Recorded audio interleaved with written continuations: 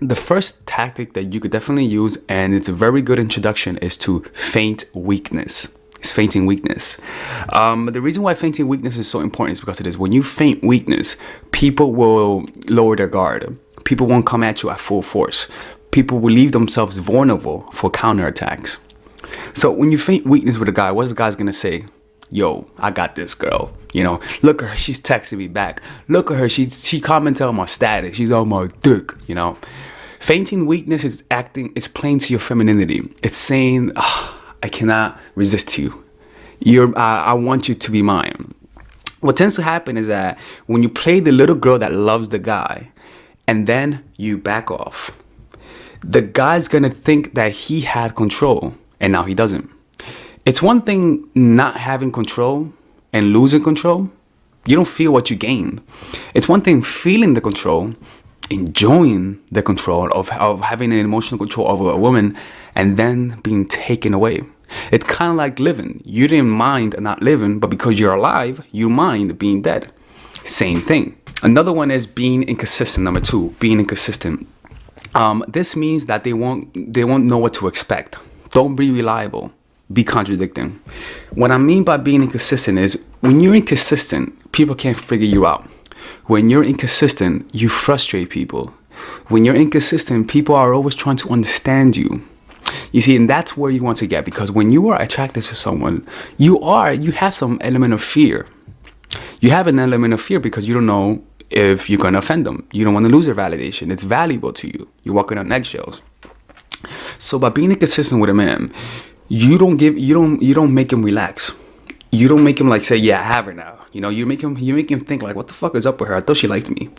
You see, so for 1 second you're on time, you're texting on time, and you're consistent, you know, and you're showing a lot of attraction. And then the next second you're totally different. The next second you're ignoring his text messages. The next second you're canceling dates. The next second you're angry at him, criticizing him. Then the next day you're happy, complimenting him.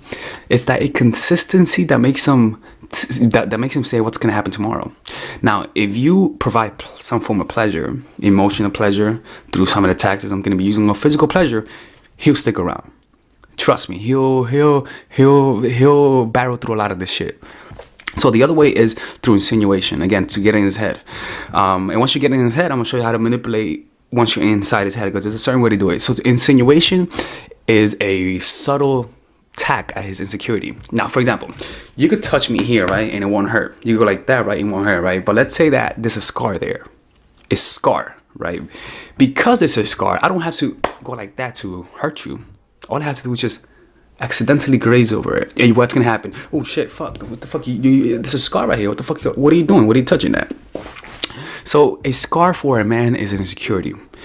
Something that's deeping down that he represses through his desire to be masculine.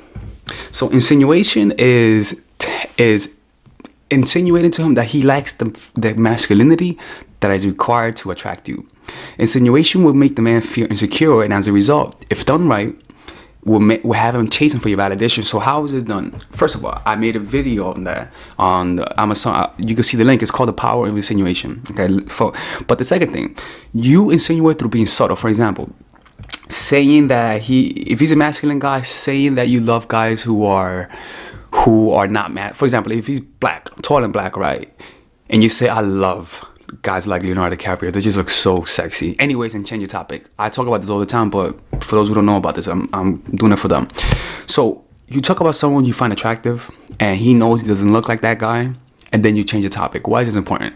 You don't elaborate on it. You don't say, you want to know why I found Leonardo DiCaprio attractive? You don't do that, because why? I mean, it looks too fucking obvious, all right? If you wanted to deceive your enemy, you first be subtle. The way that you do it is talking about something that you know he's gonna perk his ear to. Like, what the fuck? It's kind of like somebody saying your name. You listen, because but in this case, you're not saying his name. You're hinting at an insecurity. And then you change the topic. You don't even give him time to ask you to elaborate. You don't even give him time to help him understand what you meant. And that's the point. The fourth way to make him weak is compliments. Don't just compliment him. Give him a compliment that's based on an actual weakness. A weakness that you stirred up. A weakness that you intentionally brought out on the surface. You see, fucking that shit's too hot in here, man. Fuck. if it's something specific and something that he's worked for, it'll inflate his ego and he'll love you for it. So for example, let's say that and again, I talk about this a lot, but for the sake of the conversation, let's go over the fundamentals. Let's say that he is a basketball player, right? And he's a very good basketball player. He fucking dunks on people, right? Let's say he's LeBron James, right? And people know him for what? For dunking on motherfuckers, right? But then let's say that he also wants to be a businessman. Now, what do you think what compliment do you think he's gonna like more? Businessman compliment or the basketball compliment? Businessman compliment, because basketball players, athletes are thought to be stupid. Thought to be. And so that's an insecurity that every athlete has. The other one is comparisons. Compare him to other men and you'll see how he'll become more possessive of you. It'll make him jealous and it increases his perception of you and makes you more attractive in his eyes. Now, mind you, attraction is not based on reality. It's based on perception. You see, it's all based on perception because we all have this veil of called our mind. You know, we see the world through a squinted gaze of a fog of emotions. So when you compare him to other guys, you stir up a feeling of insecurity. All right. And mind you, emotions blur our reality, which in this case, if you make him insecure and you become his source of validation through complimenting him and also making him insecure, compare him to other guys is going to make him feel insecure and he'll try to possess you. Now, from the perspective of possess you from a competitive way, which is not just wanting you because you're beautiful, wanting you because other guys want you, wanting you because you see other guys wanting her and you possess her. It's kind of like having a trophy. You like the trophy not because it's a trophy, but because other people didn't get the trophy. Become the one who sets the barriers. Don't make it easy on the guy. Make seeing you a little bit more difficult. Become the one that sets the barriers and you have greater power. You can create the barriers through either, let me show you what I mean by creating the barriers first. Creating the barrier is saying no, or saying, whoa, going a little bit too fast, or saying, don't call me baby. Like, you're creating the barriers. And so simply creating barriers puts you in a place of power. I mean, think about that, right? I mean, if somebody tells you what to do and you're like, oh, my bad, you feel the difference in value. You feel that. So if you feel like you're losing control, set the barriers.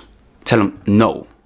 Another one is the preemptive breaking up with him. Like saying, look, you know what? Like, I don't think we should see each other. I don't think this is working out. I'm not happy.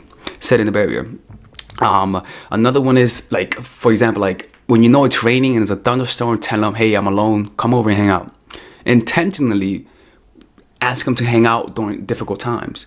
When you make him sacrifice himself and you're creating that barrier, so he's like, damn, I want that pussy or whatever he wants. I want that relationship. Well, I want that personality. Nobody ever says that, right? Damn, like, damn, girl, look at that personality walking by. I'll tap that personality. Nobody ever says that. But when you create those barriers, you make it hard on him. And if you make it hard on him, you make them work for you. And people value more what they work for as opposed to things that they don't work for. All right, so number 7, I think so, right? Yeah. Make him feel desperate and scared by creating space. The space creates doubt and fear and enhances your image. Doubt and fear enhances the enemy's perception. When someone fears you, right? Not you, right? And doubts you from a place of not doubting you, I don't trust you, from doubting you of, I don't think you like me as much as I do, it enhances your perception. Because fear enhances what? The enemy. When you're afraid of something, what happens? You exaggerate its ability. You see them as more than they really are. That's why fear doesn't perceive reality. And people live in fear. And that's why they see trouble everywhere. But that's not the case. But so when he sees you as how can I say this? When you create space, he's gonna fear whether or not you like him. You see, and by creating space, you make him think you make him think about you. He's gonna start fantasizing about you, and the little pleasure that you provided through spending time with him, validating him, providing physical pleasure, he's going to think about those times and he's gonna want it more. He's gonna think about what happened. He's like, man, what would happen if I had that one more time? He's gonna start to idealize you. But in order for that to happen, you have to first do these things that I taught you by, which is showing a lot of attraction, backing off, creating doubt, insinuating, comparing him to other guys, and then creating space to think about you, space to wonder. Okay, the other one is turning him on and then backing off. Turn him on and make him desire you, and then back off and watch him chase. So for example, let's say you guys are in bed, right? And you tell him, by the way, you escalate, you kiss him, and he feels like he's about to have sex, and then you suddenly stop. Well, let's go out. Let's go get something to eat. No. Let's go out to get something to eat. Let's go get something to eat. You tell him that. The reason why this works is simple. It's because he's already horny. His dick is already hard, right? He's weak. He wants you already. He's already in a frame of thought. And because you're dangling pleasure, he's gonna chase you. It's kind of like a kid. When you promise a kid a surprise, when you promise a kid a reward, he's gonna obey you. People's willpower lowers whenever they desire something, whenever they're in the state of desire. You see, dangle what he wants in front of him through first turning him on, and then saying, nope, you can't get the cookie yard unless you do this. And when you guys are outside, he's gonna feel that desire to have you, but then you set the barrier. I'm like, no, papi, I don't think so. It's crazy. Another one, the last one, is tease him when he knows he can't get you. For example, if he knows he's in Miami, he's in, I don't know, California, and you're in the East Coast, Skype with him. Send him pictures of you. Send him pictures that are provocative. Tell him what you want to do when you get with him, and tell him, oh my God, I cannot wait to do this with you. Talk to him about the future. Talk about the things you're going to do. But then he's going to realize that, oh shit, this can't really happen because she's far away. And then create space. And then come back suddenly and then show more pictures.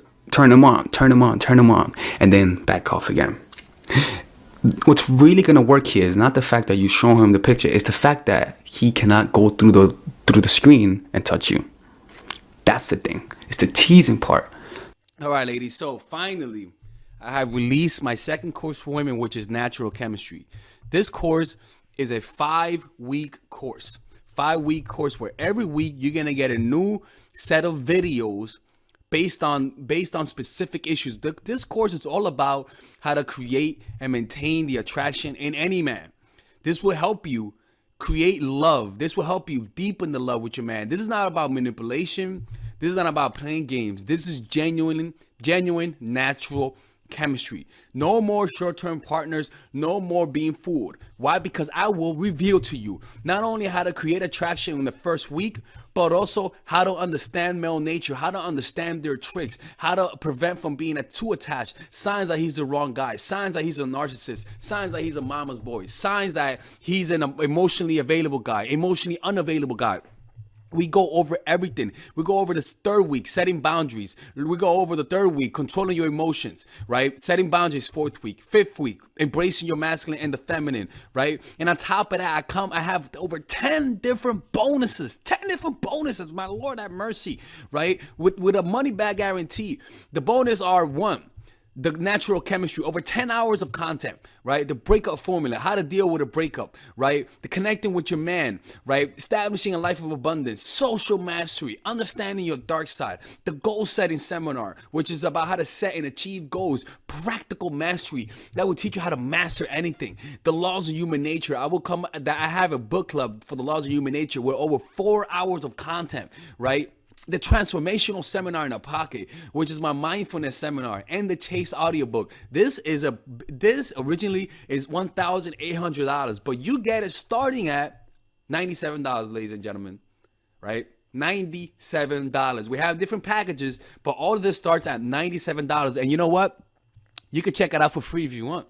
Yeah, for all the freeloaders, I have free videos just for you. Free videos, all right? So you could just check it out for free, and then you could get out. Nothing wrong with that, all right? So, and on top of that, it comes with a 30-day money-back guarantee. No questions asked. That's right. No questions asked. I don't mind. I just want you guys to check it out, because I know when you take one look, you're going to want to buy it.